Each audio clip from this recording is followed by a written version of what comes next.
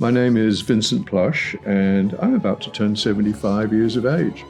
I'm principally known as a composer, although I've had other careers in the arts. I've been historian, writer, critic, commentator, educator, broadcaster, events producer, festival director, and diplomat even, ensemble leader, founder, conductor, and keyboard player.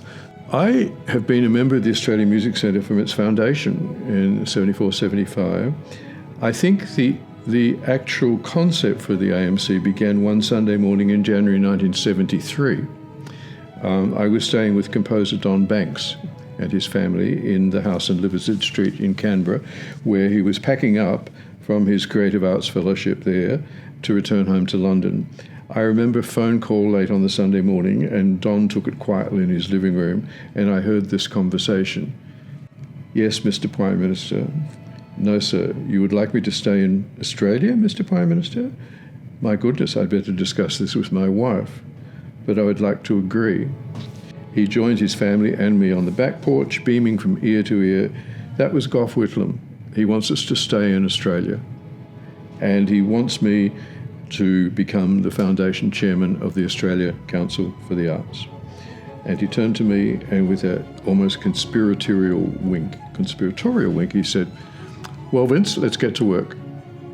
And the first thing he wanted to do from that very first moment was to establish an Australian Music Centre. And it took 2 years for that to happen, but it did happen on about 12 noon on Sunday, the 23rd of January 1973. Don, I think, knew that this would be his legacy. He had already been diagnosed with terminal leukemia. He wanted to end his days in Australia, and he knew that this would be his, more than his music, an Australian Music Centre would be his legacy. So that's where I think the whole idea began, and it was his fondest wish to see this thing take wing. And James Murdoch had come back from London to become the music consultant to the music board at North Sydney, and he moved sideways to become the director of the Music Centre when that was actually set up.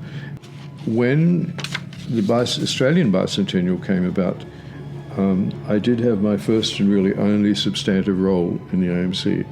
I was invited to become a consultant to a newly created international promotions unit. In the 80s, I think you could say that Australia was really flavour of the decade.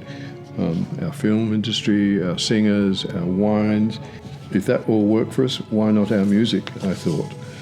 And so from 84, I was dispatched to the US, to Canada and Mexico to drum up cultural trade for Australia. So Australia, I think, had an unprecedented presence in North America in the northern summer of 88. Festival of appearances. I can't count them, but I went to Aspen. There were 26 pieces of Australian music at Aspen alone that year, including the world premiere of Peter Sculthorpe's Kakadu.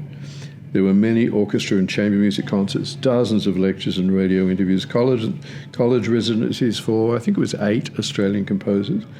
And Belinda Webster and I created a radio series called Ozwaves, which was taken up by over 80 networks.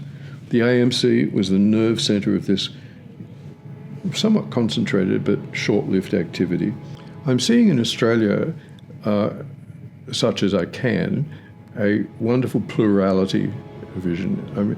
I started when non-Euro composers were coming to the fore, people like Lisa Lim and so on, and they brought a freshness, a new approach, a wonderful non-traditional approach to writing music. And I think that's the strength of Australian music, is the plurality of vision.